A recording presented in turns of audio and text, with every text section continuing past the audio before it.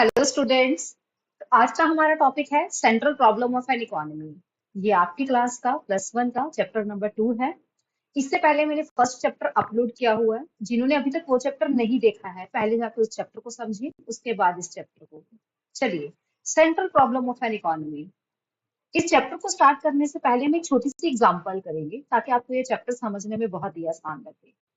कोई भी एक विलेज की बात कर लेते हैं, XYZ कोई भी विलेज हो सकता है, ठीक है। छोटा सा विलेज है और उसकी जो लैंड है वो बहुत लिमिटेड है। मशीन्स भी लिमिटेड है, मतलब कि रिसोर्सेज जो है वो बहुत ही लिमिटेड है। तो एक दिन उस गांव का सरपंच अपने सारे लोगों को बुलाता है और एक मीटिंग करता है कि देखिए, हमारे पास लैंड भी लिमिटेड है, हमारे पास रिसोर्सेज भी लिमिटेड है, ठीक है। तो हमें ना यहाँ पे डिसाइड करना होगा, क्योंकि हम सारी चीजें खुद नहीं बना सकते। तो जब सरपंच अपने गांव के लोगों को अपने पास बुलाता है और मीटिंग की जाती है, तो उस मीटिंग में 3 क्वेश्चंस अराइज होते हैं। सबसे पहला, व्हाट टू प्रोड्यूस। ठीक है, सबसे पहले क्वेश्चन के बारे में डिस्कस करेंगे पहले हम। तो जब सरपंच ने सभी लोगों को अपने पास बुलाया, तो पहला क्वेश्चन जो उस मीटिंग में डिस्कस हुआ वो था, what to produce and how much. सबसे पहला ये क्वेश्चन डिस्कस हुआ वहां पे मीटिंग में। सेकंड था, how much, how to produce. Third question था, फोर whom टू प्रोड्यूस। अब जब पहले क्वेश्चन की बात हुई कि व्हाट टू प्रोड्यूस, मतलब कि वहां पे ऑप्शन दी गई कि दो चीजें हैं जिनको प्रोड्यूस किया जा सकता है। वो क्या क्या है? एक है वीट और दूसरी है कॉटन। ठीक है, या तो वीट प्रोड्यूस कर लो या कॉटन प्रोड्यूस कर लो, क्योंकि हमारे पास लैंड क्या है, लिमिटेड है। ठीक है, फिर इसको कितनी कितनी क्वांटिटी में प्रोड्यूस किया जाए, जब ये डिसाइड होगा कि दो फसलें हैं, एक वीट है और दूसरी क्या है, कॉटन है। ठीक है, ये डिसाइड होगा कि ये दो फसलें हैं, दो फसलों में से मान लीजिए कि कोई भी एक फसल ग्रो करनी है। ठीक है, फिर उसको कितनी क्वांटिटी में ग्रो करना है, हाउ मच, कितनी क्वांटिटी में उसको ग्रो किया जाए, ये डिसाइड हो गया। अब इसको अगर हम अपनी रियल लाइफ से जोड़ते हैं, मतलब कि हमारी कंट्री भारत से जोड़ते हैं अगर, तो भारत को भी तो यही समस्या फेस करनी पड़ती है ना। ये क्वेश्चन तो हमारे देश को भी फेस करना पड़ता है, क्योंकि हमारे पास भी रिसोर्सेज क्या है, लिमिटेड है। ठीक है, तो लिमिटेड रिसोर्सेज में से डिसाइड करना पड़ता है कि क्या प्रोड्यूस किया जाए और किन के कितनी क्वांटिटी में प्रोड्यूस किया जाए। अब सेकंड क्वेश्चन यहाँ पे क्या था, हाउ टू प्रोड्यूस। जब हाउ टू प्रोड्यूस की बात आती है तो यहाँ पे सिलेक्शन होती है टेक्नोलॉजी की। ठीक है, टेक्निक की बात होती है यहाँ पे। अगर हम टेक्नोलॉजी की बात करें तो दो चीजें होती हैं जिससे हम चीजों को प्रोड्यूस कर सकते हैं, या तो फिर हम मशीन से चीजों को प्रोड्यूस कर सकते हैं, या फिर हम मैनुअल लेबर लगाकर चीजों को प्रोड्यूस कर सकते हैं। अब अगर जिस देश के पास जो भी चीज जाता है, जैसे हमने ये छोटे से टाउन की हमने बात शुरू की थी, छोटे से एक विलेज की बात शुरू की थी, तो देखिए अब अगर स्मॉल विलेज है तो ऑब्वियस है कि उनके पास ज्यादा मशीन्स या टेक्नोलॉजी तो एडवांस नहीं होगी, तो उनके पास क्या ज्यादा होगा, लेबर, मतलब कि मैनुअल लेबर। तो फिर क्या सही है, किस किस चीज को लगाकर चीजें प्रोड्यूस की जाए, लेबर को लगाकर चीजों को प्रोड्यूस की जाए।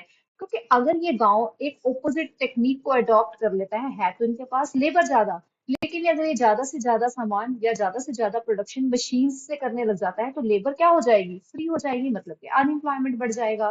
तो फिर यहाँ पे डिसाइड करना होता है कि कौन सी चीज अबंडेंट है हमारे पास, उस चीज को यूज करके, उस टेक्नोलॉजी को यूज करके हम फिर चीजों को प्रोड्यूस कर सकते हैं। अब थर्ड क्वेश्चन जो उस मीटिंग में डिस्कस हुआ, that was for whom to produce. किन लोगों के लिए चीजें प्रोड्यूस की जाए। अब गांव में अमीर लोग भी रहते हैं और गरीब लोग भी रहते हैं। अब देखिए, अगर तो वीट, मतलब कि ये क्या है, एक फूड क्रॉप है जिसकी जरूरत सभी को ही है। ठीक है, मतलब कि अगर इस सिर्फ इसे रिच सेक्शन के लिए प्रोड्यूस किया जाए, मान लीजिए कि सिर्फ लग्जरियस गुड्स ही प्रोड्यूस की जाती हैं, तो फिर क्या है, प्रॉफिट तो मैक्सिमम हो जाएगा, लेकिन सोशल वेलफेयर बिल्कुल ही इग्नोर हो जाएगा। और अगर कुछ ऐसी चीजें प्रोड्यूस की ली जाए जिनको सिर्फ हमारी सोसाइटी की पुअर क्लास यूज करती है, सोशल वेलफेयर मैक्सिमम हो जाएगा, लेकिन फिर प्रॉफिट इग्नोर हो जाएगा। तो फिर यहाँ पे भी डिसाइड करना पड़ेगा, हमें क्या डिसाइड करना पड़ेगा कि ये दो चीजें जो हैं एक यहाँ पे क्या है, कॉमन गुड है, और यहाँ पे क्या है, लग्जरियस गुड्स है। तो कितनी कितनी चीजें दोनों जो है वो किन किन लोगों के लिए बनाई जाए ताकि प्रॉफिट भी रहे और सोशल वेलफेयर भी रहे। तो इसको भी अगर हम रियल लाइफ के साथ कनेक्ट करें इस क्वेश्चन को, तो हमारे भारत में भी तो यही चीज है, यहाँ पे भी तो ऐसे ही डिस्कस किया जाता है। हमारे देश में भी दो क्लासेस हैं, एक रिच क्लास है और दूसरी पुअर क्लास है। कौन सी क्लास के लिए कितनी कितनी क्वांटिटी में चीजें प्रोड्यूस की जाए ताकि सोशल वेलफेयर भी हो और प्रॉफिट भी हो। अब ये यही एग्जांपल से हम शुरू करेंगे अपने आज का chapter, central problems of an economy. ठीक है, चलिए बात करते हैं कि पहले इकोनॉमिक प्रॉब्लम्स होती क्या है। हमारे पास लिमिटेड रिसोर्सेज हैं, उन लिमिटेड रिसोर्सेज की ऑप्टिमाइजेशन तरीके से एलोकेशन करना, ठीक है, सही तरीके से रिसोर्सेज को एलोकेट करना, इसी समस्या को ही इकोनॉमिक प्रॉब्लम बोला जाता है। और अगर हम इन शॉर्ट बात करें तो इसको क्या बोला जाता है, प्रॉब्लम ऑफ चॉइस, कि चॉइस ही करनी है ना कि हम किस तरीके से रिसोर्सेज को डिस्ट्रीब्यूट करें। जब हम इस प्रॉब्लम ऑफ चॉइस की बात करते हैं तो हमें थ्री क्रिटिकल क्वेश्चन जो होते हैं या उनको फेस करना पड़ता है। सबसे पहला जो हमने अपनी एग्जाम्पल में भी डिस्कस किया था, व्हाट टू प्रोड्यूस, ठीक है, what to produce and how much. Second question arise होता है, हाउ टू प्रोड्यूस। थर्ड होता है फॉर whom टू प्रोड्यूस। यही तीन क्वेश्चंस का जब हम सोल्यूशन ढूंढते हैं तो उसी को ही central problems of the economy बोला जाता है। अब हम इन्हीं क्वेश्चंस को थोड़ा सा डिटेल में डिस्कस करेंगे। देखिए अगर हम अपनी सबसे पहली समस्या को डिस्कस करते हैं जिसमें है व्हाट टू प्रोड्यूस। हर देश को ये समस्या फेस करनी पड़ती है, whether they are developing, underdeveloped और डेवलप्ड कंट्रीज, ठीक है, हर एक देश को फेस करना पड़ेगा। उन्हें डिसाइड करना पड़ेगा कि उन्हें कौन सी गुड्स एंड सर्विसेज प्रोड्यूस करनी है, ठीक है। अब गुड्स एंड सर्विसेज की अगर मैं बात करूं तो गुड्स को दो कैटेगरीज में क्लासिफाई किया जाता है। एक होती है हमारे पास कंज्यूमर गुड्स और दूसरी कैटेगरी क्या है, कैपिटल गुड्स की है। कंज्यूमर गुड्स जिनको हम आम लोग कंज्यूम करते हैं, जैसे कि घर में हम खाना खाते हैं, आप कॉलेज जाते हो, स्कूल जाते हो, वहां पे कुछ चीजें कंज्यूम करते हो, बैग लेके जाते हो, नोटबुक्स है, पेन्स है, बुक्स है, ये सब आपके लिए क्या है, कंज्यूमर गुड्स है। सेकंड क्या है, कैपिटल गुड्स। कैपिटल गुड्स में क्या आ जाता है, मशीन, ट्रैक्टर्स, जिनसे हम फर्दर प्रोडक्शन करते हैं। तो जब हमने डिसाइड करना है कि क्या प्रोड्यूस किया जाए, मतलब कि हमें डिसाइड करना है कि कंज्यूमर गुड्स और कैपिटल गुड्स दोनों ही गुड्स हैं, इनमें से किसको प्रोड्यूस किया जाए। देखिए एक समस्या ये भी है कि कोई भी देश सिर्फ एक चीज को ही प्रोड्यूस करके अपने सर्वाइवल नहीं कर सकता, उसे दोनों चीजों की ही जरूरत पड़ेगी। तो इसी के साथ वो क्या डिसाइड करता है कि उसे कितनी क्वांटिटी में ये चीजें प्रोड्यूस करनी है, कंज्यूमर गुड्स कितनी बनानी है, कैपिटल गुड्स कितनी बनानी है। मान लीजिए जैसे कि हम एक एग्जांपल लेते हैं, अगर एक इकोनॉमी या कोई देश है, उसके पास दो ऑप्शंस है, एक तरफ उनके पास कपड़ा है और दूसरी तरफ उनके पास वीट है, ठीक है। तो उन्हें डिसाइड करना पड़ेगा, क्योंकि देखिए सिर्फ हमारे पास खाने के लिए खाना है, मतलब कि अनाज है, लेकिन पहनने के लिए कपड़े नहीं है, तो फिर ये तो वो भी पॉसिबल नहीं है। सिर्फ हमारे पास कपड़ा ही कपड़ा है, अच्छा कपड़ा है पहनने के लिए, लेकिन हमारे पास खाने के लिए अनाज नहीं है, वो भी पॉसिबल नहीं है। तो हमें डिसाइड करना होता है कि लिमिटेड मींस को यूज करते हुए हम दोनों प्रोडक्ट्स, एक वीट और दूसरा क्या है, क्लोथ्स, दोनों की कितनी कितनी क्वांटिटी हम प्रोड्यूस करें, ठीक है। ये है हमारी first problem. Second, how to produce. जब हम हाउ टू प्रोड्यूस की बात करते हैं तो इसमें बात आ जाती है टेक्नोलॉजी की, कि हमें टेक्निक चूज करनी है कि किस टेक्नोलॉजी को लगा के, किस टेक्निक को लगा के हम इन दोनों चीजों को प्रोड्यूस करें। अब टेक्निक को ब्रॉडली दो कैटेगरीज में डिवाइड किया जाता है, एक है हमारे पास लेबर इंटेंसिव टेक्नोलॉजी और दूसरी है हमारी capital intensive technology. Labour intensive technology में क्या रहेगा, लेबर का यूज ज्यादा रहेगा, कैपिटल का यूज कम रहेगा। कैपिटल इंटेंसिव टेक्नोलॉजी में कैपिटल का यूज ज्यादा रहेगा, लेबर का यूज कम रहेगा। तो हर एक देश को अपनी अवेलेबल टेक्नोलॉजी, अपने अवेलेबल रिसोर्सेज के हिसाब से टेक्निक को सिलेक्ट करना होगा। अब जैसे अगर हम हमारे देश की बात करें, हमारे देश में हम कहते हैं कि मुझे पॉपुलेशन बहुत ज्यादा है, ठीक है, इट मीन्स हमारे पास लेबर ज्यादा है। तो फिर हमें ऐसी टेक्निक लगानी पड़ेगी जिसमें लेबर का यूज ज्यादा हो और कैपिटल का यूज कम हो, ठीक है। ऐसी टेक्निक लगाने से हम सही तरीके से चीजों को प्रोड्यूस कर सकते हैं, ठीक है। और हमारे देश में फिर अनएम्प्लॉयमेंट जैसी समस्याएं भी नहीं रहेंगी। लेकिन हम क्या कर रहे हैं, हम डेवलप्ड कंट्रीज को फॉलो करने की कोशिश कर रहे हैं। हम टेक्नोलॉजी को ज्यादा यूज करना चाहते हैं और लेबर को कम यूज करना चाहते हैं, जिसकी वजह से हमारे देश में अनएम्प्लॉयमेंट रेट जो है वो ज्यादा हो जाता है। नेक्स्ट हमारी प्रॉब्लम जो है, that is for whom to produce, ठीक है। लिमिटेड रिसोर्सेज के साथ एक इकोनॉमी ने डिसाइड करना होता है कि वो इकोनॉमी के किस सेक्शन के लिए चीजें बनाए। देखिए हम सारी की सारी चीजें तो नहीं बना सकते हैं, ठीक है। तो हर एक इकोनॉमी को चूज करना होता है कि इकोनॉमी के दो सेक्शन है, एक है हमारे पास रिच सेक्शन, दूसरा है हमारा पुअर सेक्शन। दोनों सेक्शंस के लिए हमें चीजें बनानी है। अगर तो हम सिर्फ रिच सेक्शन के लिए ही चीजें बनाते हैं, नो डाउट प्रॉफिट बहुत बढ़ जाएगा, लेकिन सोशल वेलफेयर इग्नोर हो जाएगा। और हमारे देश की गवर्नमेंट्स ऐसा नहीं कर सकती हैं, उन्हें सोशल वेलफेयर भी देखना होता है और प्रॉफिट को भी देखना होता है। और अगर अब सारी चीजें सिर्फ पुअर सेक्शन के लिए बनाई जाए तो वेलफेयर मैक्सिमम हो जाएगा, प्रॉफिट कम हो जाएगा। अगर प्रॉफिट कम होगा तो इंड्यूसमेंट टू इन्वेस्टमेंट कम हो जाएगी। अगर इन्वेस्टमेंट की इंड्यूसमेंट कम होगी तो हमारा जीडीपी का ग्रोथ भी कम हो जाएगा। तो फिर यहाँ पे क्या डिसाइड किया जाता है, प्रॉब्लम ऑफ चॉइस क्या है यहाँ पे, कि सोशल इक्वालिटी और जीडीपी ग्रोथ। कि इस तरीके से सोसाइटी के लिए चीजें बनानी है कि सोशल इक्वालिटी भी आए और जीडीपी का ग्रोथ भी कहीं पे भी अफेक्ट ना हो। तो ये थी हमारी central problems of the economy, जिनको हमने डिटेल में डिस्कस किया है। ये आपके लिए प्रॉपर नोट्स हैं, आपको कहीं भी और नोट्स ढूंढने की जरूरत नहीं है। आप इन पीपीटी स्लाइड्स में जो भी मेंशन है, आप एग्जैक्ट उसी के नोट्स जो है वो बना सकते हैं। नेक्स्ट, अब इसके बाद हमारा कॉन्सेप्ट है that is a production possibility curve. ये हमारा कॉन्सेप्ट सेंट्रल प्रॉब्लम्स के साथ ही जुड़ा हुआ है। प्रोडक्शन पॉसिबिलिटी कर्व हमें ये बताती है दो डिफरेंट कॉम्बिनेशन ऑफ गुड्स के कॉम्बिनेशन के बारे में बताती है, जिनको हम अपने लिमिटेड रिसोर्सेज को यूज करते हुए प्रोड्यूस करते हैं। दो गुड्स हैं, ठीक है। मान लीजिए वही बात करेंगे, एक व्हीट है और दूसरी क्या है, क्लोथ्स है। तो पीपीसी कर्व हमें ऐसी लिमिटेड रिसोर्सेज को किस तरीके से यूज किया जाए ताकि हम इन दोनों गुड्स के कॉम्बिनेशन को ही प्रोड्यूस कर पाए। तो जब हम अपने लिमिटेड रिसोर्सेज को यूज करते हुए इन दोनों गुड्स को प्रोड्यूस करते हैं, इनके डिफरेंट डिफरेंट कॉम्बिनेशंस बनाते हैं, और अगर हम सारे पॉइंट्स को आपस में कनेक्ट करते हैं तो हमारे पास क्या आ जाती है, प्रोडक्शन पॉसिबिलिटी कर्व। इस प्रोडक्शन पॉसिबिलिटी कर्व को प्रोडक्शन बाउंड्री या फिर प्रोडक्शन फ्रंटियर कर्व भी बोला जाता है। इसको ट्रांसफॉर्मेशन कर्व भी बोला जाता है। क्यों ट्रांसफॉर्मेशन कर्व बोला जाता है, ये मैं आपको नेक्स्ट थोड़ी देर बाद बताऊंगी। चलिए, अब है इसकी assumption कुछ। पहली assumption क्या है कि रिसोर्सेज जो है वो हमें दिए हुए हैं, ठीक है। गिवन रिसोर्सेज है, हमने उसमें कुछ भी ऐड ऑन नहीं करना। हम सिर्फ क्या कर सकते हैं कि जो गिवन रिसोर्सेज हैं उनको हम फुली एंड एफिशिएंटली यूटिलाइज कर रहे हैं। ये हम मान के चलते हैं कि हम रिसोर्सेज को बिल्कुल भी वेस्ट नहीं कर रहे, हमारे रिसोर्सेज जो है वो अनयूटिलाइज्ड नहीं रह रहे, हम उनको उनकी पूरी कैपेसिटी के साथ यूज कर रहे हैं। और जो हमारी टेक्निक ऑफ प्रोडक्शन है वो क्या रहेगी, अनचेंज्ड, मतलब कि कांस्टेंट, उसमें भी कोई चेंज नहीं आएगा। अब इसी प्रोडक्शन पॉसिबिलिटी को हम प्रोडक्शन पॉसिबिलिटी शेड्यूल के साथ डिफाइन कर सकते हैं। देखिए हमारे पास डिफरेंट डिफरेंट पॉसिबिलिटीज रहेंगी, ठीक है। पॉसिबिलिटीज है ए बी सी, ठीक है, ऐसे हमारे पास पॉसिबिलिटीज हैं। तो इन पॉसिबिलिटीज में हमारे पास डिफरेंट डिफरेंट कॉम्बिनेशंस भी हैं, ठीक है। चलिए सबसे पहले देखते हैं हमारा ए कॉम्बिनेशन।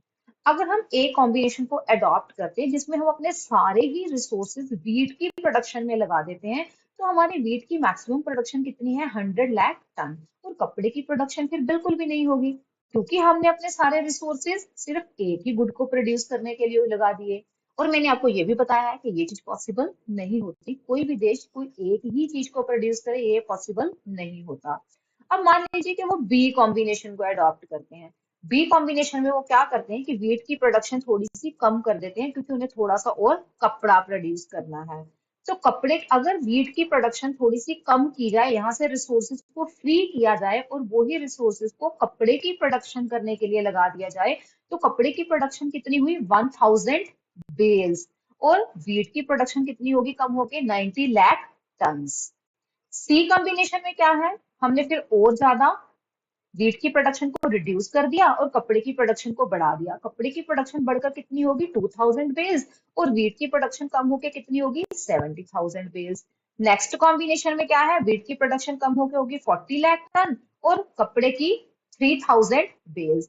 और ई कॉम्बिनेशन ये भी एक एक्सट्रीम सिचुएशन है, जहां पे हम वीट की प्रोडक्शन बिल्कुल भी नहीं कर रहे, सारे रिसोर्सेज जो है वो क्लोथ की प्रोडक्शन पे लगा दी, और क्लोथ की मैक्सिमम प्रोडक्शन कितनी है, 4000 बेल्स।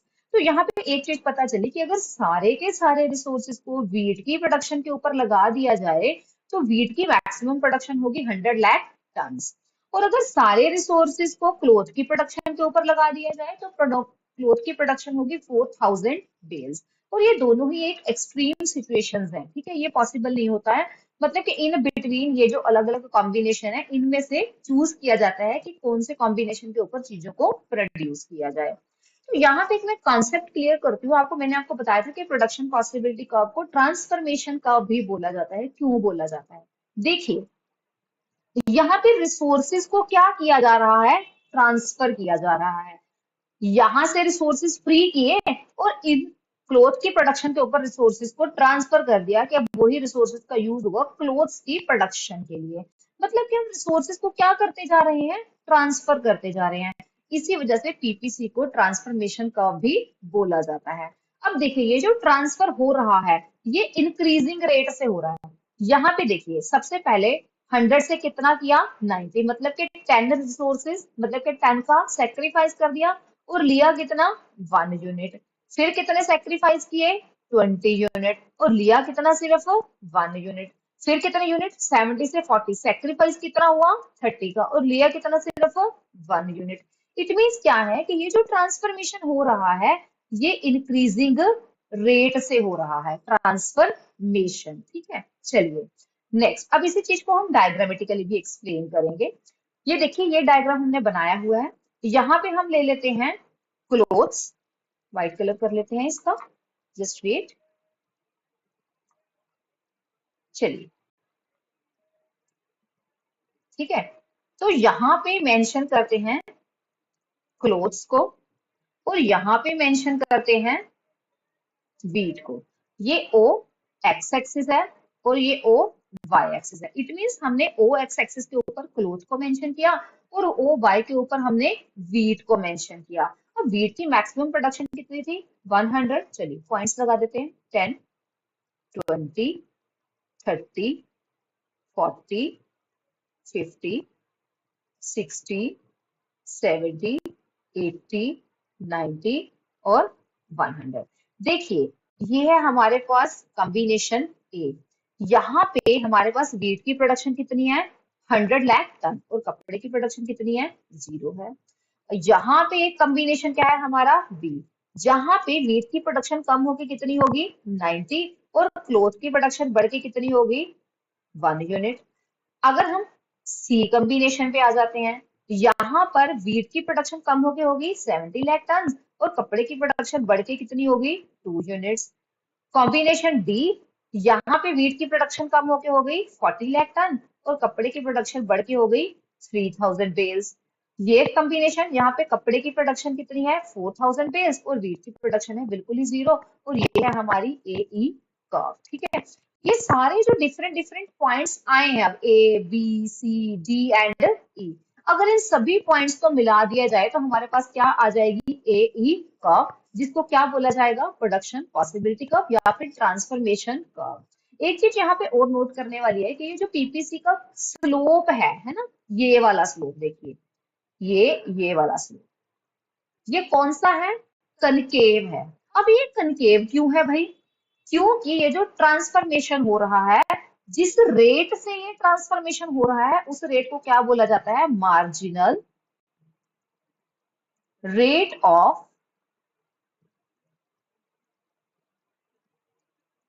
ट्रांसफॉर्मेशन। ये रेट जो है वो इंक्रीजिंग है। इंक्रीजिंग रेट की वजह से ही हमारा जो पीपीसी का स्लोप है वो कनकेव है।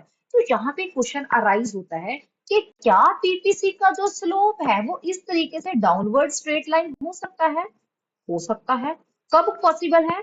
जब ये marginal rate of transformation constant rate से हो, मतलब कि हम एक ही यूनिट छोड़ रहे हैं, एक ही यूनिट ले रहे हैं, हमारा गेन और सेक्रीफाइस सेम हो जाए, जो कि पॉसिबल नहीं है।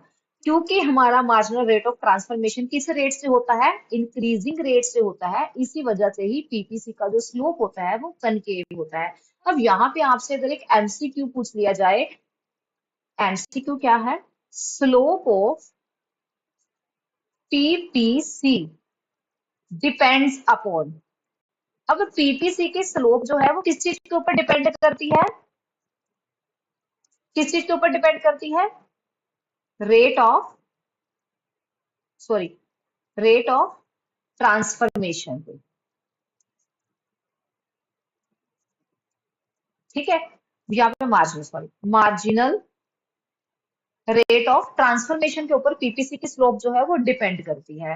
अब अगर क्वेश्चन ये पूछ ले जाए कि ये कनकेव ही क्यों होती है भाई, क्योंकि मार्जिनल रेट ऑफ ट्रांसफॉर्मेशन जो है वो इंक्रीजिंग रेट से हो रहा है, इसी वजह से पीपीसी का जो स्लोप है वो हमेशा कनकेव ही रहता है। आई थिंक आपको यहाँ तक कॉन्सेप्ट अच्छे से क्लियर आया हो चुका है। नेक्स्ट हम करते हैं, तो क्या इस पीपीसी में शिफ्टिंग या फिर रोटेशन कुछ ऐसा पॉसिबल हो सकता है? चलो उससे पहले एक पॉइंट और क्लियर करते हैं। देखिए, यहाँ पे ना क्वेश्चन और भी अराइज होता है, पूछ लिया जाता है attainable and non attainable combinations के बारे में। चलो मैं इनको पहले इरेज कर देती हूँ, फिर मैं आपको उस अटेनेबल और नॉन अटेनेबल कॉम्बिनेशंस के बारे में भी बताती हूँ। चलिए,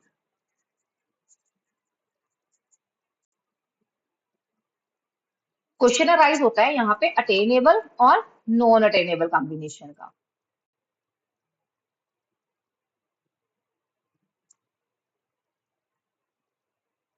चलिए,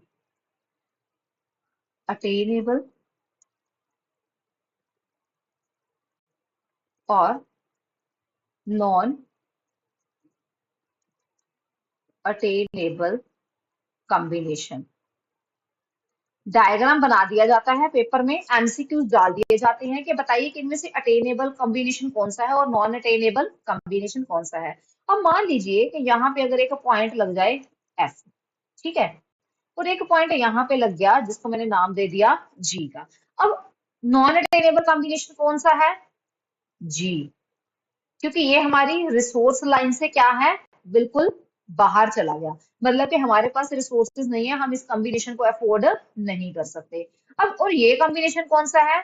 ये इनएफिशिएंट है, क्योंकि अगर हम यहाँ पे प्रोडक्शन करते हैं इट मींस हम अपने रिसोर्सेज को फुली यूटिलाइज नहीं कर रहे, और हमने असम्पशन क्या लिया है कि हम अपने रिसोर्सेज को फुली यूटिलाइज करेंगे। इसीलिए ये दोनों ही सिचुएशन जो है वो ठीक नहीं है, ये हमारे लिए अनअटेनेबल है और ये हमारे लिए क्या है, इनएफिशिएंट है। एफिशिएंट क्या है? इस कर्व के ऊपर जितने भी पॉइंट है, वेदर इट इज ए और बी और सी और डी और ई, ये सारे जो पॉइंट्स हैं ये अटेनेबल भी हैं और एफिशिएंट भी हैं। ये जो जी है ये अनअटेनेबल है, ये जो एफ है ये इन एफिशिएंट है। अब बात ये होती है कि क्या ये पीपीसी जो है वो शिफ्ट कर सकती है? बिल्कुल कर सकती है, समझते हैं कैसे। चलो पहले इसके दो बेसिक करेक्टरिस्टिक्स कर लेते हैं। दो बेसिक करेक्टरिस्टिक्स पीपीसी के क्या है? पहला करेक्टरिस्टिक कि पीपीसी का जो स्लोप रहेगा वो डाउनवर्ड रहेगा। क्यों रहेगा? क्योंकि जब हम एक चीज के प्रोडक्शन को बढ़ाएंगे दूसरी की प्रोडक्शन को हमें कम करना ही पड़ेगा, क्योंकि हमारे पास रिसोर्सेज क्या है, लिमिटेड है। मतलब अब एक चीज बढ़ेगी दूसरी क्या हो जाएगी, कम हो जाएगी। तो ये इनवर्स रिलेशन जो है, इस इनवर्स रिलेशन की वजह से पीपीसी का जो स्लोप होता है वो कौन सा होता है, इस तरीके से डाउनवर्ड होता है, ठीक है। दूसरी इसकी प्रॉपर्टी या फिर फीचर क्या होती है कि PPC concave to the point of origin होता है, ये मैंने आपको पहले ही बता दिया। इसमें क्या होता है कि एक और यूनिट को प्रोड्यूस करने के लिए मतलब कि जो गेन होता है वो सेक्रीफाइस से कम होता है, मतलब कि सेक्रीफाइस ज्यादा यूनिट्स का किया जाता है और गेन जो होता है वो कम यूनिट्स का होता है, मतलब कि जो ट्रांसफॉर्मेशन होता है वो इंक्रीजिंग रेट से होता है। इसी वजह से पीपीसी का जो स्लोप होता है वो कनकेव होता है। देखो मैंने पीपीटी की स्लाइड्स इस तरीके से बनाई है कि ये डाउनवर्ड शो कर रहा है और ये कनकेव बॉक्स में है, ताकि आपको ये चीजें याद रह जाएं अच्छे से, ठीक है, आपको कहीं भी कुछ क्रैम ना करना पड़े। अब है हमारे पास शिफ्टिंग या फिर रोटेशन पीपीसी की। पीपीसी शिफ्ट या फिर रोटेट करती है, बिल्कुल करती है। पहला रीजन, शिफ्टिंग कब होगी? देखिए, जब रिसोर्स चेंज हो जाएंगे तो क्या होगी, शिफ्टिंग होगी। जब टेक्नोलॉजी इंप्रूव हो जाएगी तो क्या होगी, रोटेशन होगी। चलिए समझते हैं इसको।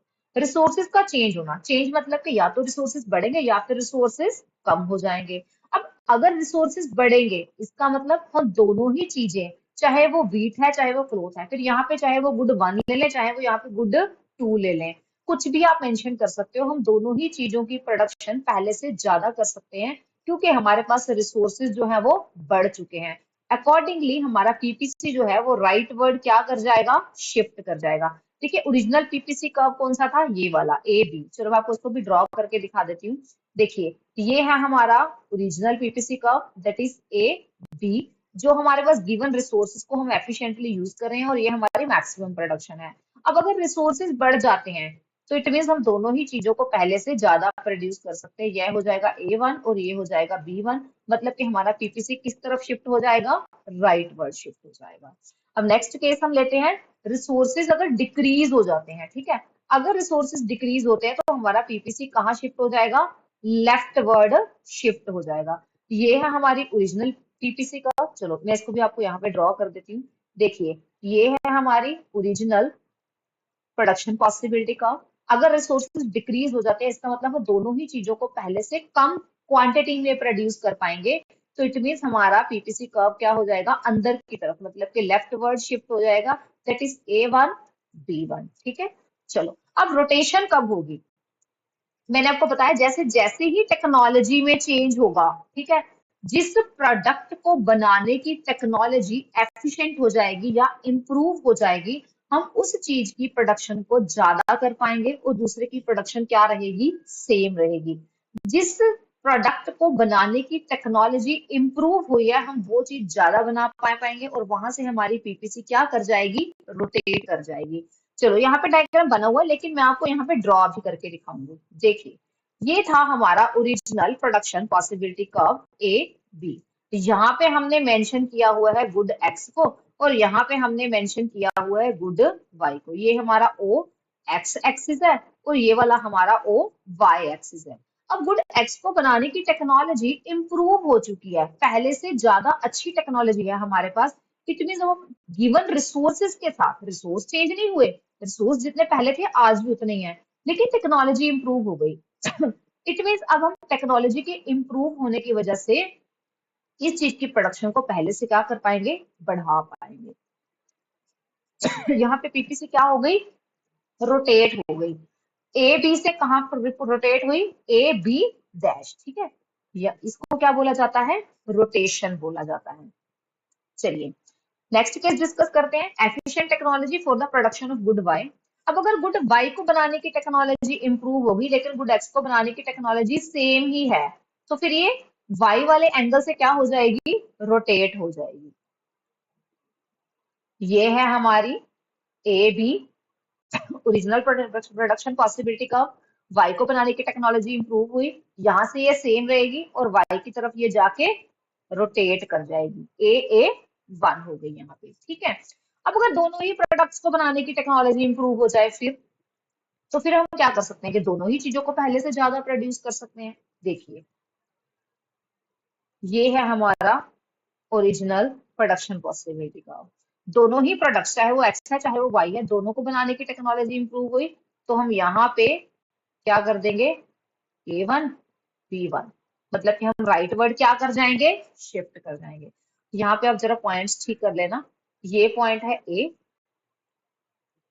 और ये वाला पॉइंट है बी, ये है B1 और ये क्या है A1। ठीक है, चलिए नेक्स्ट बात करते हैं अपॉर्चुनिटी कॉस्ट की। ये क्या होती है, अपॉर्चुनिटी कॉस्ट का मतलब होता है cost of next best alternate foregone. ठीक है, इतनी सी इसकी डेफिनेशन है। इसके डेफिनेशन को समझने के लिए हम पहले एक एग्जांपल करेंगे ताकि आपको डेफिनेशन अच्छे से समझ आ जाए। देखिए अब हमारे पास एक टेबल बना हुआ है, इसमें क्या है, हमारे पास अवेलेबल रिसोर्सेज है, दूसरी तरफ हमारे पास क्या है कि 1 हेक्टेयर ऑफ लैंड है जिसके ऊपर हम कुछ गिवन पैकेज ऑफ इनपुट्स को यूज कर सकते हैं। तो हमारे पास लैंड के डिफरेंट डिफरेंट यूज पैटर्न है।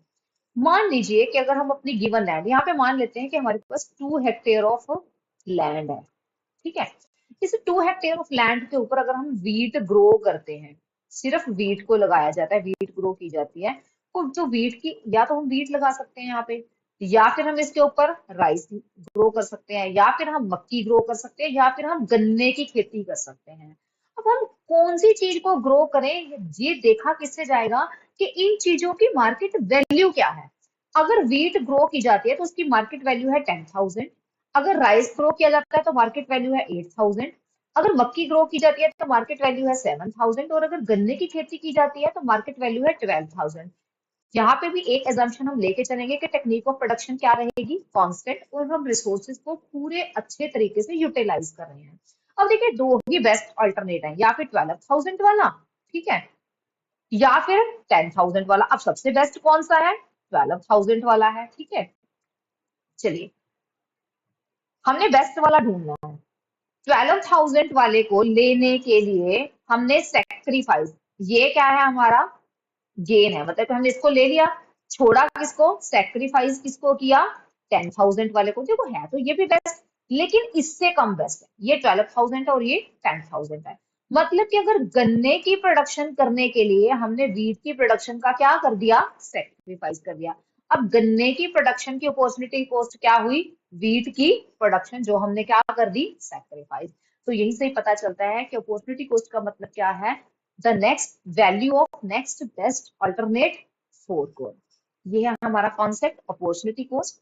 नेक्स्ट हम करते हैं मार्जिनल अपॉर्चुनिटी कॉस्ट, जिसको मार्जिनल रेट ऑफ ट्रांसफॉर्मेशन भी बोला जाता है। देखिए सबसे पहले इसकी डेफिनेशन समझते हैं। ये एक ऐसा रेट होता है जिसपे एक गुड को सेक्रीफाइस किया जाता है दूसरी गुड का एक एडिशनल यूनिट प्रोड्यूस करने के लिए। मान लीजिए दो गुड्स हैं एक्स और यहाँ पे क्या है वाई।